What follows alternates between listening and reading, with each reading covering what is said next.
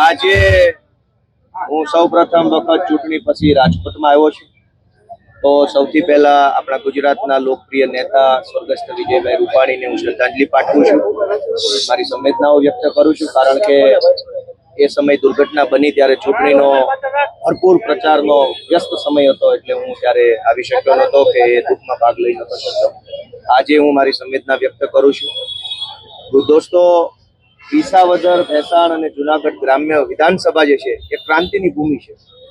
આ ધરતી ઉપરથી હંમેશા કંઈક નવું થયું છે, ઐતિહાસિક થયું છે અને મજબૂત કામ થયું છે. ઇતિહાસમાં જોઈએ તો આજ વિસાવદરની ધરતીએ સરકાર બદલવાનું અને કેશુબાપા જેવા એક સામાન્ય ખેડૂત પરિવારમાંથી આવતા આગેવાનને મુખ્યમંત્રી બનાવવા સુધીનું મહાન કામ વિસાવદરના લોકોએ કર્યું છે. ઇતિહાસનું પુનરાવર્તન થયું. ફરી એક વખત આજ વિસાવદરની જનતાએ ભાજપની આખી સરકાર, ભાજપ આખી પાર્ટી, પૈસા, પોલીસ તંત્ર, દારૂ, બુટલેગર તમામ તાકાતોને ધ્વસ્ત કરીને લોકતંત્રનો વિજય કરવાનું, સંવિધાનનો વિજય કરવાનું, લોકોના સંકલ્પની તાકાતનો વિજય કરવાનું કામ વિસાવદર ભેસાણની મહાન જનતાએ કર્યું છે. એ બદલ હું વિસાવદર, ભેસાણ અને જુનાગઢ ગ્રામ્ય પંથકના સૌ મતદારોનો ખૂબ ખૂબ હૃદયપૂર્વક આભાર વ્યક્ત કરું છું. આ વિસાવદરની ચૂંટણીમાંથી ત્રણ જે મહત્વના સંદેશ ગુજરાતની જનતાને મળ્યા છે, એ સંદેશ વ્યક્તિ સુધી પહોંચે, ઘર ઘર સુધી પહોંચે, તેના માટે વિજય સંદેશ યાત્રાનું આયોજન કર્યું છે.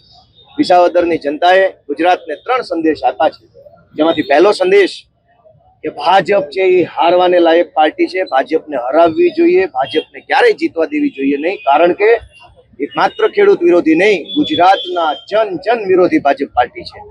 તો પહેલો સંદેશ કે ગુજરાતમાંથી ભાજપને હરાવવી જ જોઈએ. બીજો સંદેશ કે ભાજપને હરાવી શકાય છે, પેટા ચૂંટણી હોવા છતાંય. આખી સરકાર, પ્રશાસન, પૈસા, મંત્રી, તંત્રી, જંત્રી બધું જ લાગેલું હોવા છતાંય વિસાવદરની જનતાએ સાબિત કરી દીધું કે જો જનતા ધારે, જનતા નક્કી કરી લે, મુઠ્ઠી બાંધી લે, તો ભાજપને હરાવી શકાય એમ છે. અને જનતાને વિસાવદરના લોકોએ ત્રીજો સંદેશ ગુજરાતને આપ્યો છે કે બોલતા શીખો, તમારા આત્માને જગાડો. વિસાવદરની જનતાએ ભાજપના જેટલા નેતા પ્રચારમાં આવ્યા બધાને પ્રશ્નો પૂછ્યા, સવાલ પૂછ્યા અને એમની જવાબદારી યાદ કરાવડાવી કે તમે માત્ર ચૂંટણી ટાણે આવો છો, કામ હોય, જરૂર હોય ત્યારે ક્યાં આવો છો, તમારી શું ફરજ છે, મંત્રી છો તો શું કરો છો, ધારાસભ્ય શું કરો છો. વિસાવદરની જનતાએ ગુજરાતને સંદેશ આપ્યો છે કે બોલતા શીખો, અવાજ ઉઠાવતા શીખો, તમારા આત્માને જગાડો, ડરો નહીં. આ ત્રણ મહત્વના સંદેશ ગુજરાતના વ્યક્તિના ઘર ઘર સુધી, મન સુધી પહોંચે, એના માટેના પ્રયત્ન કરવા આજે અમારી યાત્રા છે. અમારા માનનીય નેતા ઈશુદાનભાઈ ગઢવી, માનનીય રાજુભાઈ કરપડા, અમારા માનનીય મનોજભાઈ સોરઠિયા, અજીતભાઈ લોખીલ, દિનેશભાઈ જોશી, આ બધા જ અમારા નેતાઓની હાજરીમાં અમે આજે આ વિજય સંદેશ યાત્રાનું આયોજન કર્યું. આખા ગુજરાતમાં ગુંડાઓ કઈ પાર્ટીમાં છે, મારામારી કરી લેવા વાળા કઈ પાર્ટી છે, જમીનના કબજા કરવા વાળા, બળાત્કાર કરવા વાળા, ડ્રગ્સ વેચવા વાળા, દારૂ વેચવા વાળા, કોલસો કાઢવા વાળા, રેતી કાઢવા વાળા, તમામ 2 નંબરના ધંધા કરવા વાળા, હલકી માનસિકતાના લોકો કઈ પાર્ટી છે. એ પછી ભાજપ વાળા એમ કે ચૈતર વસાવાએ અમને લાફો માર્યો, તો ગુજરાત આવું માનશે નહીં, કેમ કે મારામારી કરવા વાળા બધા ભાજપમાં છે. અમે શરીફ માણસો છીએ, સામાન્ય પરિવારમાંથી આવીએ છીએ. તકલીફ એ વાતની કે 2022ની ચૂંટણીમાં ચૈતર વસાવા જેવો સામાન્ય પરિવારમાંથી આવતો, જેને કોઈ ઓળખતું નહોતું, એવો સામાન્ય આદિવાસી યુવાન જંગી બહુમતીથી ધારાસભ્ય બની ગયો. એ વાતનું ભાજપને ક્યારનું પેટમાં દુખે છે, હજુ એ પેટનો દુખાવો મટ્યો નહીં. ત્યાં વિસાવદરથી ગોપાલ ઇટાલિયા પાછો જીતી ગયો, એટલે બળતરામાં ઓર વધારો થયો, પીડા ઓર વધી. અને એટલે પોલીસનો દુરુપયોગ કરીને, બીજા તંત્રનો દુરુપયોગ કરીને ચૈતર વસાવા કે ગોપાલ ઇટાલિયા કે રાજુ કરપડાને ફસાવવા માટેના કાવતરા ચાલુ થયા છે. પણ મને વિશ્વાસ છે કે ગુજરાતની જનતાનો આત્મા જાગ્યો છે, ગુજરાતની જનતાની હિંમત વધી છે. ભાજપના તમામ ષડયંત્રોને ગુજરાતની જનતા જાકારો આપશે અને અમારી જેવા નાના યુવાનો જે આગળ આવ્યા છે એને ગુજરાતની જનતા મદદ આપશે. રાજકોટ મહાનગરપાલિકાની ગઈ ચૂંટણીમાં 2020માં આમ આદમી પાર્ટી પૂરી તાકાતથી, પૂરા પ્લાનિંગથી, આયોજનથી, ટીમ વર્કથી મેદાનમાં ઉતરી હતી. અને એ વખતે જ્યારે આમ આદમી પાર્ટી આટલી મોટી પાર્ટી નથી, આટલા ધારાસભ્યો નહોતા, આટલી મજબૂત વિપક્ષ તરીકે ગુજરાતમાં સ્થાન નહોતું, તેવા સમયે રાજકોટની જનતા 18% કરતા પણ વધુ મત આપી અને એક સંદેશ આપ્યો આમ આદમી પાર્ટીને કે ચાલુ રાખજો, કામ કરજો, તમારી સાથે છીએ, આ વખતે 18% છે, આવતી વખતે 38% કરી દઈશું.